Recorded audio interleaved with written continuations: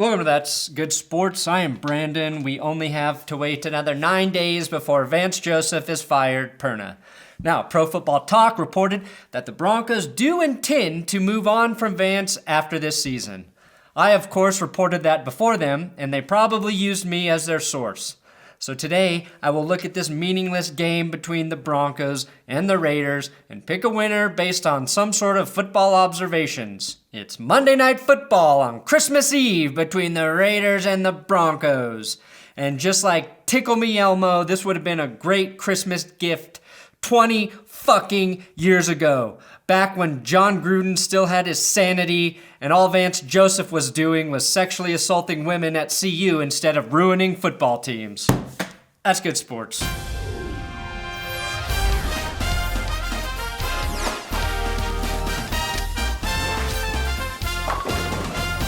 Please, if you're new to my channel, subscribe. It's Christmas. You should be in the giving spirit. Also, I do have Big Dick Patreon shoutouts for Standard Norwegian 6, Alan J. Young. My first time was with PB on my balls with my dog, Fuzzy Penguin, Brandale, FYTB Woodbury, and Tim Donovan. And also Patrick O'Kelly and Comedic Gold. I apologize if I missed your Patreon shoutouts. I'm one man here. If they slip through the cracks, you blame the cracks, not the man. Patreon is how I make a living, it's how I keep this channel alive, so if you want to support me there, patreon.com/thatsgoodsports. And for all of you already doing that, thank you. Thank you so much. This is most certainly the last game at the Oakland Coliseum for the Raiders. I should have listened to the Republicans when they said that socialist state of California will ruin the economy. Being the dipshit lib that I am, I didn't believe what I thought was propaganda, hyperbole. But seeing that two California teams, the Raiders and the Chargers, will both be homeless in 2019, I have to admit I was very, very wrong. Again, I am not going to break down every matchup in this game because my time is more valuable than that. What I will say for sure, and I think Jon Gruden and Vance Joseph are on the same page here, this is the Marquette King revenge game, but for both teams after he scorned them both this season. Gruden ousted King before he ousted Khalil Mack and Amari Cooper, and King, if you remember, posted this weird video after the Broncos beat the Raiders earlier this season.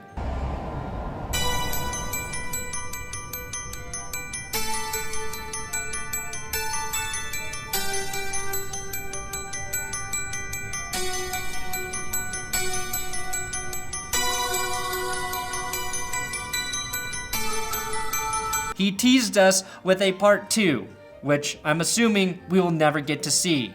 And now King is healing and relearning to punt somewhere tropical with this guru who is showing him the art of using your legs as you step forward. See how you can go back and forth through that?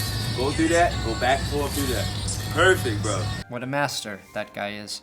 Now Vance Joseph is a bust, and it's fair to say Case Keenum is a bust. Which, being a bust, is a bad thing for an athlete unless you're auditioning for RuPaul's Drag Race. Then, you kind of need a bust to have a chance to win there. With all the Broncos coaches and QBs being busts, the player I will be watching is Derek Carr. If he plays really well against the Broncos' third-string secondary, then I think John Elway should definitely try and trade Case Keenum for Derek Carr.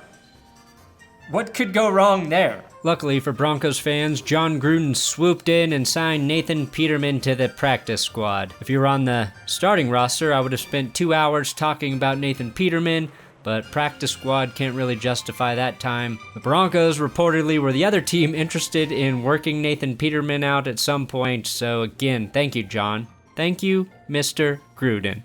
Grinder. Case Keenum has 10 passing plays to go for more than 40 yards this season. That's tied with Phillip Rivers as 5th best in the NFL, but he only has 15 touchdowns. Still worse than Ryan Fitzpatrick, who has 17 touchdown passes in just 8 games this season. Keenum is bottom 10 in completion percentage, touchdowns, 5th worst passer rating, and top 10 for most interceptions on the season. To be fair though, he's middle of the road in terms of passes getting batted down, a very important stat. Now, Derek Carr hasn't been much better this year. 19 touchdown passes to 8 interceptions, a little better than Keenum. Like Case, I don't think he has a good coaching staff on his side, and instead of his weapons getting injured, they're simply traded by Jon Gruden and are old enough to be Derek Carr's father. Derek Carr does have a 68.4 completion percentage and has also been sacked the third most times this season at 47. And also, in the most important QB stat, he has 1 fewer balls batted down. So basically, Derek Carr is playing a little bit better than Case Keenum on a much shittier team. So if Jon Gruden does try and trade him, I'd take a look under the hood if I were John Elway. Because you know, Derek Carr, under the hood. It's week 16, and we all know the only way the Broncos win games, unless they're playing the Cardinals, is to run the ball effectively. The last 2 weeks against the 49ers and the Browns, Phillip Lindsay has been shut down. Fortunately for Denver, the Raiders have the worst rushing defense in the league. They give up 146.6 yards per game on the ground, and even though I'm sure many players on both sides of the ball will be checked out of this game, I guarantee you Phillip Lindsay won't. He's got fucking soul. How can the Raiders win this game? Pretty much the same way all other shitty teams have beat the Broncos this season. Finding one offensive player the Broncos will simply forget to cover or tackle. That could be Jared Cook to repeat what George Kittle did, or running back Doug Martin to mimic the likeness of Isaiah Crowell and Belial Powell. You know what's really sad though? If you combined the Broncos and the Raiders offensive rosters right now, they'd still be worse than the Chiefs and Chargers offenses. It's fucking true. Part of that is due to injury. Part of that is due to the fact that Jon Gruden managed to turn one of the best offensive lines in the NFL into one of the worst. And part of that is because Patrick Mahomes and Phillip Rivers are light years ahead of Case Keenum and Derek Carr. The good news for Broncos fans is they can change direction with the new coaching staff next season. The better news for Broncos fans is the Raiders can change direction with their coaching staff in just 9 short seasons if it doesn't work out with Jon Gruden. Besides beating the Raiders, just because it's always nice to beat the Raiders, and it would be sweet to do it in their final game at the homeless shelter, the Coliseum. Literally, the only thing we have to root for as Broncos fans is Bradley Chubb breaking Jevon Kearse's sack record. Chubb has 12 right now. He needs 2.5 to tie and 3 to break it. And the Raiders' left side of the line is manned by rookie Courtland Miller and Chaz Green at guard. And if you've ever met a guy named Chaz who was good at anything other than selling date rape pills, you're a liar. Huh? Okay, it looks like the Raiders will get Kelechi Osemele back at right guard. Still, as the third most sacked QB this season, I think Chubb could get 2 sacks on Monday Night Football. So Chubb's sack record, we're pulling for it. The Broncos and Raiders should both be patting themselves on the back because in back-to-back weeks, they both beat the Steelers, who now have their backs against the wall. All this talk of backs reminds me of Phillip Lindsay, one of the few great Broncos stories to not get injured this season. Lindsay is the heart of this team right now. And he's the type of player that I think will show up and make Broncos country proud on Christmas Eve by annihilating the Raiders on primetime football. Lindsay has 991 rushing yards and 9 rushing TDs. I'll be rooting for him to get that 10th touchdown, which when Peyton Manning was here was basically the minimum you'd score from a skill position. Lindsay could pass Saquon Barkley in the Rookie of the Year running if he gets 200 rushing yards in the final 2 games. Highly unlikely next week against a good Chargers defense, but very plausible against the Raiders. I will pick the Broncos to win in a close game because that's all they do this year. And in fairness to Case Keenum, all his receiving weapons are very young right now. We're all waiting for Courtland Sutton to have a breakout game. Sometimes it takes a season or 2 for things to click at the wide receiver position.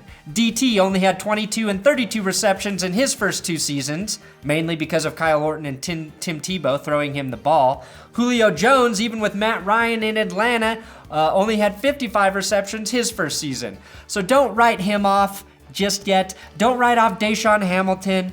They have a ton of potential. Potential we may never see if the Broncos don't find a fucking quarterback, but it's okay to still be excited about the young talent on this team. And I hope everybody enjoys their holidays, your Festivus, if you will, and I will not be streaming during the game on Christmas Eve, because I want to, enjoy the evening with my family. But I wish everybody the most merriest of holidays. Thanks for watching another episode of That's Good Sports. Please subscribe here on YouTube. I'm on Twitter, Instagram, @BrandonPerna. We do a podcast every week on my second channel, That's Good Podcasts. If you have any interest in that, it's also on iTunes. That's Good Sports Podcast. It's what it's called. You can listen to it.